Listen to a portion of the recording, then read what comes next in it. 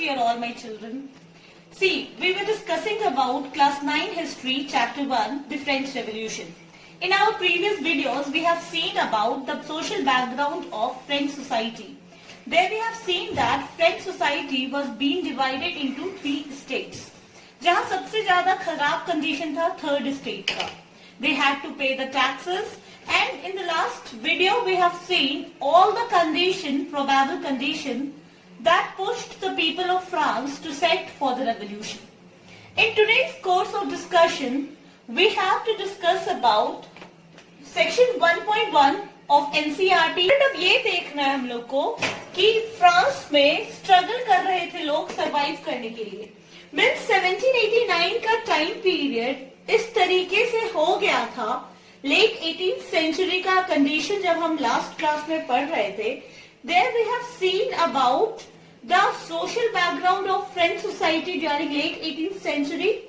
उसी late 18th century में आज हम लोगों को देखना है कि आखिर ऐसा क्या कंडीशन हो गया था कि फ्रांस के लोग बहुत ज्यादा स्ट्रगल कर रहे थे सरवाइव करने के लिए. Means during late 18th century the struggle of people of France became so hard and they wanted to have the struggle in order to sustain their life. Means you imagine the condition got that bad that people had to struggle in order to retain their life. Now what happened that made people of France set for the struggle?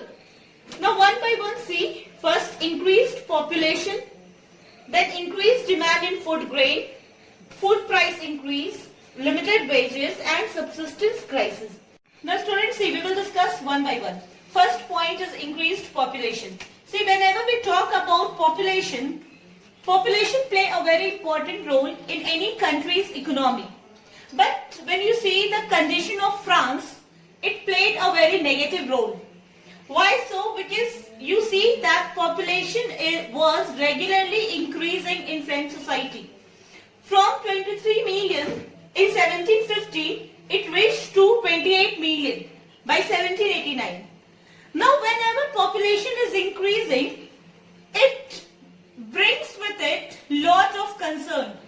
It brings with it lots of problem also when it is being not dealt properly. France का population एक बहुत ही संवेदनशील question बन गया था. Reason क्या था कि सिर्फ पॉपुलेशन के इंक्रीज हो जाने से साथ में बहुत सारा कंडीशन सामने आ रहा था. जैसे पॉपुलेशन इंक्रीज हुआ, पॉपुलेशन के इंक्रीज होने से ही डिमांड बहुत ज्यादा हो जाता है मार्केट में.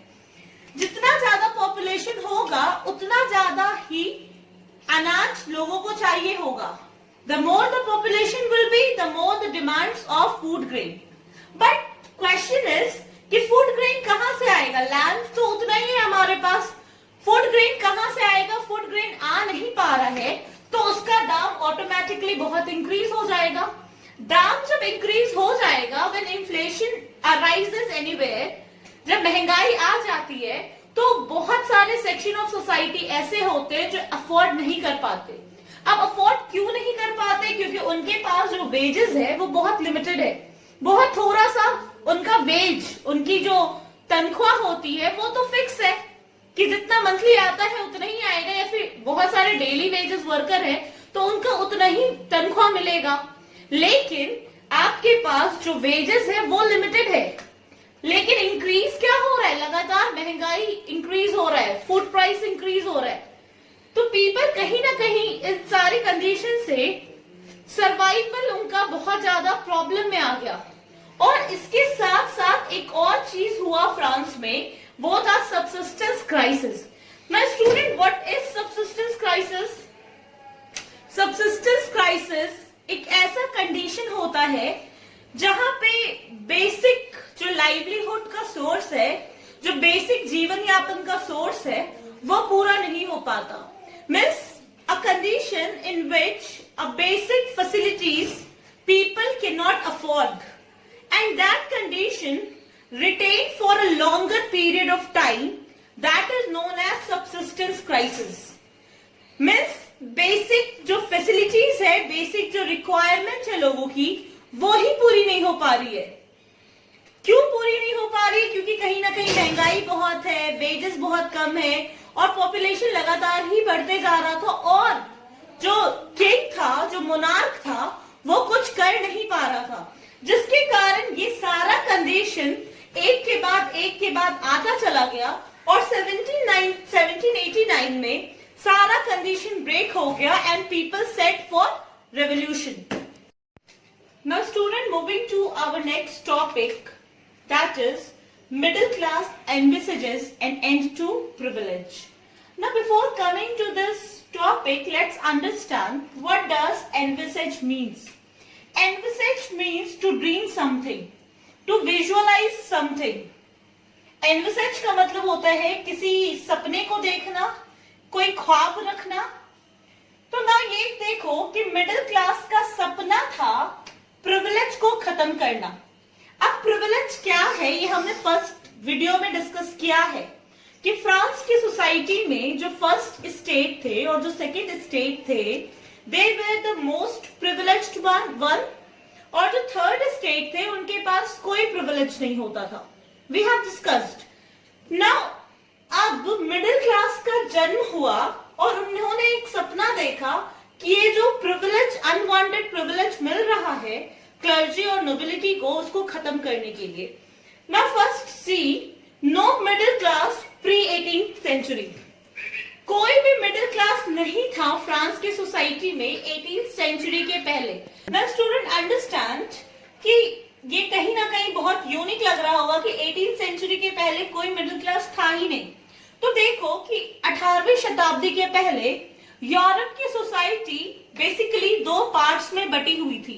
दो एंड था, एक जो एंड था वो अल्ट्रा रिच, बहुत बहुत बहुत अमीर लोगों का था और जो दूसरा सेक्शन ऑफ सोसाइटी था वहां पे बहुत ही गरीब लोग रहते थे। मतलब दो छोर था यूरोपियन सोसाइटी में, one section ultra rich and second one is very poor. See that this black portion was of rich section of society और यूरोप में इसको एरिस्टोक्रेट्स भी बोला गया है। और ये जो व्हाइट पोर्शन है ये है poor section of society pre 18th century of Europe में। अब देखो कि पॉपुलेशन जो था रिच सेक्शन ऑफ सोसाइटी का ये बहुत कम है और सबसे लार्ज सेक्शन ऑफ सोसाइटी था पुअर। अब कहीं पे भी अभी तक हमने मिडिल क्लास का जिक्र नहीं किया है। तो आखिर मिडिल क्लास थे नहीं तो उन्होंने कैसे पार्टिसिपेट किया रेवोल्यूशन के लिए, ये एक इंपॉर्टेंट पॉइंट ऑफ डिस्कशन है हमारा आज।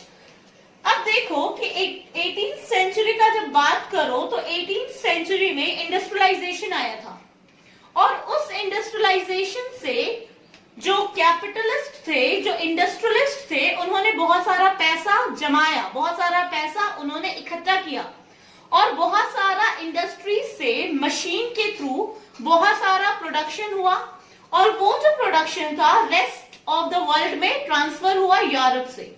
Now from Europe, from any country, people with their extra product started moving to another part of the world and this way a new section of society is been emerging and that is new social group, that is middle class. And whenever we talk about middle class, their formation came from the industrialization. Industrialization and middle class goes hand in hand because that somehow brought a new social group in the society.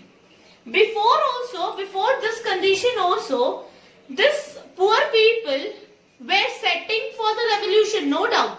ये जो poor section of society थे pre 18th century में, वो भी कहीं ना कहीं असंतुष्ट थे, वो भी कहीं ना कहीं स्ट्रगल कर रहे थे। लेकिन प्रॉब्लम क्या था, इनका स्ट्रगल करने का जो तरीका था that was not at all good. Why it was not good? Because it was lagging behind planning and policies. It was lagging behind logic and that is why it did not get success. So from where the feeling of revolution arised, it is from the middle class, and I have already said middle class got its formation from industrialization. Now when middle class came, new social group formed. In this new social group we talk about philosophers, teachers, lawyers and students, scientists, etc. Now students, see, whenever we talk about philosophers or scientists or teachers, students, they are with their mind have the power to change the society. कहीं ना कहीं pre 18th century के पहले का Europe completely dark as में चला जा रहा था. रीजन क्या था? अंधविश्वास फैला हुआ था. राजा को भगवान मानते थे, चर्च को भगवान का एक सोर्स मानते थे. तो कहीं ना कहीं उस अंधकार को मिटाने के लिए मिडिल क्लास ने अवेयरनेस प्रोग्राम चलाना शुरू किया. जैसे फिलोसफर्स और साइंटिस्ट ने बहुत इंपॉर्टेंट रोल प्ले किया, अपने राइटिंग्स के थ्रू लोगों का माइंडसेट चेंज कराया. यहाँ पे हम लोग को कुछ फिलोसफर्स के बारे में देखना है. Rousseau, Montesquieu and John Locke. Rousseau ने सोशल कॉन्ट्रैक्ट के थ्रू ये बताया कि पावर एक अथॉरिटी के हाथ में नहीं रहना चाहिए. रूसो का किताब था सोशल कॉन्ट्रैक्ट और इसके थ्रू रूसो ने ये बताने की कोशिश किया कि power should not rest in one hand, rather power sharing should be there among each and every section of society. ही मॉन्टेस्की ने लिखा ट्रू प्रैक्टिसेस ऑफ गवर्नमेंट और जॉन लॉक ने लिखा द स्पिरिट ऑफ लॉज. अब चाहे वो मॉन्टेस्की की किताब का बात करो या फिर जॉन लॉक क्या बात करो, through their writings they started spreading awareness among the people. They started putting question. देखो कभी भी याद करो, नॉलेज, जहां पे भी नॉलेज होता है वहां पे पावर होता है क्वेश्चन पूछने का. प्री 18th सेंचुरी में nobody dared to ask question from the king or the church, but as they are very knowledgeable, the middle class, through their reasoning, intellectuality, knowledge, they started asking question to the authority. Why should we pay taxes to you? How come you are the source of the God? And in this way, through their writings, they spread awareness. They enlightened the European society, and in this way, somehow, 18th century played an important role, specifically to bring out changes. So, student, in today's course of discussion, we talked about the struggle to survive. There we have seen people were doing a lot of struggle during late 18th century for the survival. There we discussed about increased population, increased food price and subsistence crisis. And then we discussed about middle class envisages an end to privilege. There we have seen these points, how middle class got formation. In middle class, which section of society we are talking about, how through this the changes came. Thank you very much.